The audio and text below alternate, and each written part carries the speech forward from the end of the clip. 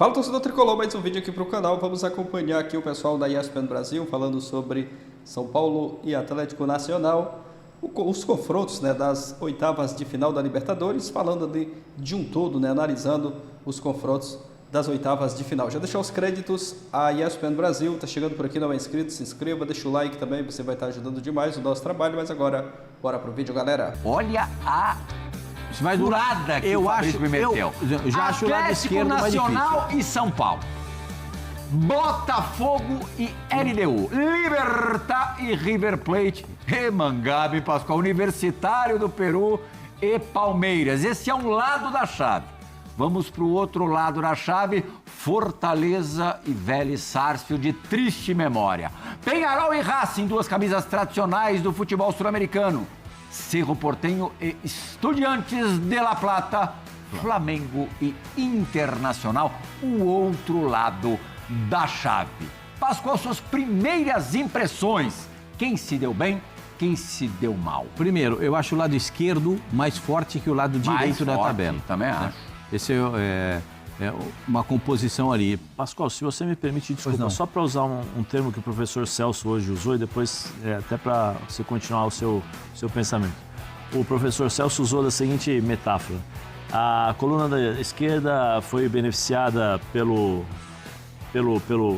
Palmeiras, né? Pelo adversário, mas a sequência é difícil. Uhum. E a coluna da direita foi beneficiada. O Flamengo teve uma fase difícil, mas o percurso é um pouco mais fácil, o primeiro jogo. Eu acho consideravelmente menos difícil, mas é bom lembrar que o Racing, que hoje, por exemplo, tem um time mais azeitado que o do River Plate, está no lado do Flamengo, né?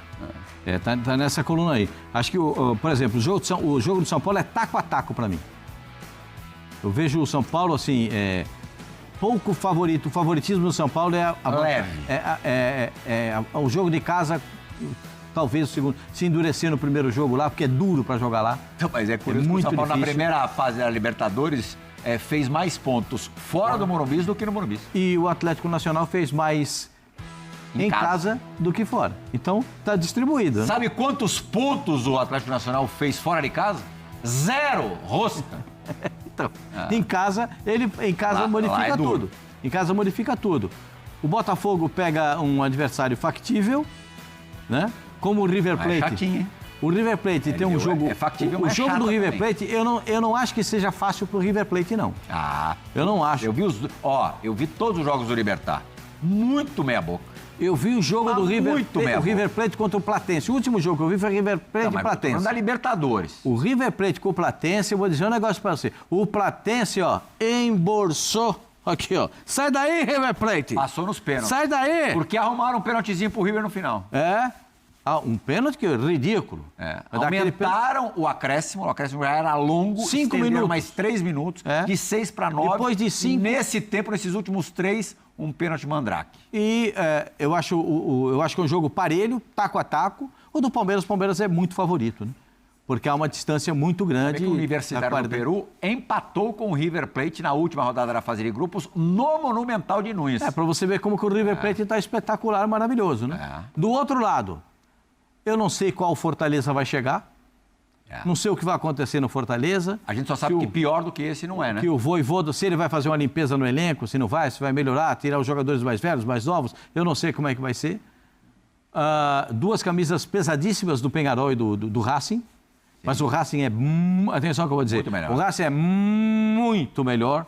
Não um pouco, não. É muito melhor, mas aí entra a rivalidade de Uruguai e Argentina. E você sabe que aí sai faísca de tudo. Quando um repórter amigo meu falava que saía faíscula. Faíscula não existe, é só faísca. E aí você vê o Flamengo. Flamengo, eu vou dizer para você, o Flamengo pegou osso, porque o Internacional arrumado vai ter tempo de arrumar o time agora com essa parada. E o Flamengo vai para o Mundial de Clubes. Aí a gente não sabe como é que o Flamengo vai voltar. Não sabe como o Palmeiras vai voltar no Mundial, como o Botafogo vai voltar. O Botafogo me surpreende muito. Só um detalhe no Internacional. Fernando praticamente fora das oitavas. E o Bernabéi, muito provavelmente, também ausente, porque o problema que ele teve leva 2 meses de recuperação. E faz muita falta. Olha as baixas do Internacional. Especialmente o Bernabé, né? E tem o Botafogo, que a gente não sabe como é que vai depois do Mundial. Se vão sair os jogadores que São 3, né? 3 Jair, Cuiabano e só o Igor Jesus. E o Igor Jesus. Se vai sair, se vai vai repor também. Jogador. É complicado isso aí. É complicado. O Zinho talvez tenha uma visão diferente do que eu esteja falando, porque eu acho que se você falar para mim, Pascoal, fala qual vai ser a final hoje da Libertadores, eu falaria para você com tranquilidade, porque um ficou de cada lado do grupo. Um do lado esquerdo, outro do lado direito. É Palmeiras e Flamengo para mim a final da Libertadores. Muito óbvio. E outra, tem certeza disso? Isso me ajuda muito, para a gente recuperar a memória. É bem possível, porque você vê esses dois times num estágio, apesar do Racing estar no estágio legal, mas esse aí, eu acho que esses dois... Mata-mata. Não, agora é mata-mata. Oitavas, quartas, semi e final só, uma partida única lá em Lima. Então vamos ver o que vai acontecer. Para mim, os favoritos são esses dois. Palmeiras do lado esquerdo e o Flamengo do lado direito. E você sabe o que acontece quando nos mata-matas São Paulo e Palmeiras se enfrentam, né? Se cruzam, né? Se São Paulo e Palmeiras nos mata-matas, sempre tem o São Paulo atrapalhando a vida do Palmeiras. Mas sempre tem isso. Você sabe que tabu foi feito para quebrar, né? O tabu não foi feito para durar. Ele foi feito para ser quebrado. Então, isso, Vavozinho? O Calabrese está impossível, hein? Tem essas coisas também. Ou não. Zinho, quem tem o caminho mais fácil para tentar na final em Lima a glória eterna? Pô, Plihal, assim, a gente está falando pelo que a gente vê de atuação das equipes na fase de grupos, né? Mas a gente está falando que essa competição aí só vai voltar lá para o meio de agosto. Tem muito tempo, né? Nós estamos no início de junho. Tem junho todinho, tem julho todinho, tem boa parte de agosto. Até os times que vão para o Super Mundial aí, para o Mundial de Clubes, vai ter tempo de voltar e ainda se recuperar para jogar a Libertadores. Então, assim, vão ter 2 janelas de transferência até chegar essa fase aí, se não me engano. Tem uma agora antes do Super Mundial e tem uma depois. Então tem muita coisa para acontecer. Jogadores que podem sair e que tem clubes que, se perderem jogadores, não tem grana para repor. E tem clubes que pode perder alguns jogadores e de repente reforçar com jogadores até melhores, porque tem condições financeiras. Estão falando muito do Botafogo. Se o John Textor cismar de trazer alguns jogadores aí de um nível muito bom como ele trouxe, de volta o Luiz Henrique, trouxe o Almada, o Botafogo pode até melhorar. Né? Assim, o Igor Jesus, se sair, acho que mais complicado, né? Quem ele vai buscar como centroavante. Mas na zaga, o Jair, acho que o Jair nem é titular do Botafogo. Ele está de titular porque o Barbosa e o Bastos estão fora. Mas até lá vão se recuperar. Eu não sei nem se o Jair continuasse, se ele continuar no Botafogo, se ele vai continuar sendo titular do time. O Cuiabano, a mesma coisa. Né? Recuperando, contratando, ele está muito bem, o Cuiabano e tal, mas assim, eu não sei se chega jogadores para jogar ofensivamente, se de repente ele vai brigar na posição com o Alex Telles, de repente o Alex Telles, mais experiente, tudo, mantém como titular. Enfim, dito isso, é claro que o caminho do Palmeiras para classificar as quartas de final pegou um adversário, né, que fez uma campanha muito ruinzinha, classificou ali, acho que é o pior segundo colocado, né, de toda a fase de grupo. 8 pontos que teve só o Universitário. Então, assim, o caminho para o Palmeiras, que decide em casa, ficou melhor. E olhando para os outros brasileiros, vocês falaram muito aí, que acho que o Pascoal falou que é taco a taco o jogo do São Paulo contra o Atlético. Eu não acho, não. Acho o São Paulo bem favorito. Depois do Palmeiras, para mim, é o adversário mais acessível para um brasileiro passar. O Fortaleza tem um argentino, não vem no momento bom, precisa melhorar muito. E o Botafogo tem a LDU com altitude e a LDU que classificou num grupo muito equilibrado com o Flamengo e o Central de Córdoba. Então, assim, acho que olhando para os outros brasileiros, o São Paulo tem um adversário que ele pode passar. O Bahia só não classificou porque perdeu em casa para eles, para o Atlético Nacional. Se não perde esse jogo, o Bahia estava classificado. Enfim, acho que chega no mata-mata, a gente está falando aqui de elencos, de times, mas é um mata-mata, você não vai bem no primeiro jogo, aí depois não tem condição de reverter, ou você no seu primeiro jogo não ganha com um saldo suficiente para decidir fora, que é a situação de alguns brasileiros. Muita coisa para acontecer, Plial. Agora, o pior é Flamengo e Internacional. Aí é o clássico brasileiro, já foi final de Campeonato Brasileiro, já tem uma rivalidade, o time do Internacional é bom também, o do Flamengo é melhor, mas o do Internacional é bom, né? Então, assim, eu acho que esse confronto aí é o grande confronto das oitavas da Libertadores. Zé Elias, entre os estrangeiros dessa Libertadores, os não brasileiros, eu considero o Racing o melhor time. Time muito azeitado, já comprovou-se vencedor, né? Conquistou com absoluta autoridade a Sul-Americana do ano passado, deixando para trás um monte de time brasileiro. Ganhou a Recopa atropelando o Botafogo. De 11 jogos contra times brasileiros, não perdeu nenhuma. Lá No caminho do Racing até a semifinal, só pode ter um brasileiro, o Fortaleza, né? Seria a reedição dos confrontos da fase de grupos, em que o Racing, aliás, ganhou os dois, até com mais facilidade no Castelão. O Racing realmente tem uma enorme chance de alcançar a semifinal, né? Sem dúvida. Mas, se eu não me engano, o Racing joga contra o Peñarol, né? Tem o Peñarol, é um time de camisa, é um time que o ano passado jogou... Time do Aguirre, Diego Aguirre, que permanece lá, né? Isso que eu ia falar. O Racing é um grande time, eu acho que é um time muito bem organizado. Tem o Gustavo, né, o treinador, o senhor Gustavo, né, porque é uma certa história lá. Gustavo Costas. Isso. E, assim, tem ótimos jogadores. Tem o Sousa, tem o de César, zagueiro. É muito bom o jogador esse de César, zagueiro, que joga ao lado direito, né? Joga do lado direito ali com o Sousa, que faz essa variação de líbero, zagueiro, terceiro zagueiro, volante. Você tem ali o Salas ali na frente, baixinho, 7. Maravilha Martínez. Entrou no segundo tempo contra o Fortaleza. É um bom time, é um time que se conhece eles já se conhecem, eles sabem alternar muitas vezes pressão, volta, espera. No jogo contra o Fortaleza, eles esperaram o Fortaleza os primeiros 5, 10 minutos, entregaram a bola, de repente, quando eu vi os dois passando aqui, os dois laterais, adiantando, marcação, ou seja, é um time muito bem treinado.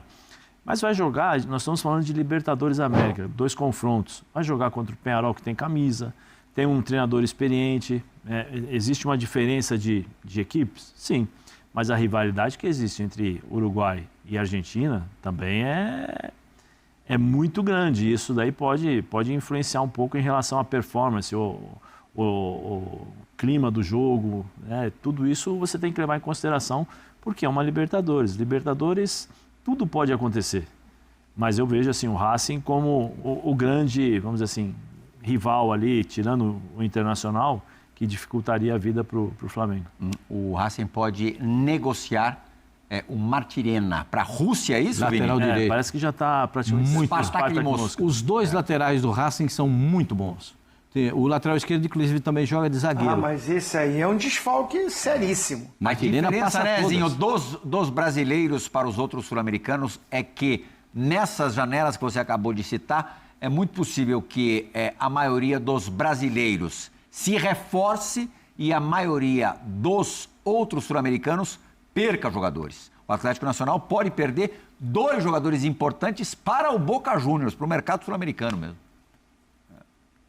Quem não vai contratar ninguém é o São Paulo. Isso pode ter certeza que, se não perder ninguém, o São Paulo e os demais sul-americanos podem se enfraquecer. Se fortalecer é mais difícil. Mas o São Paulo pode ter, vai ganhar.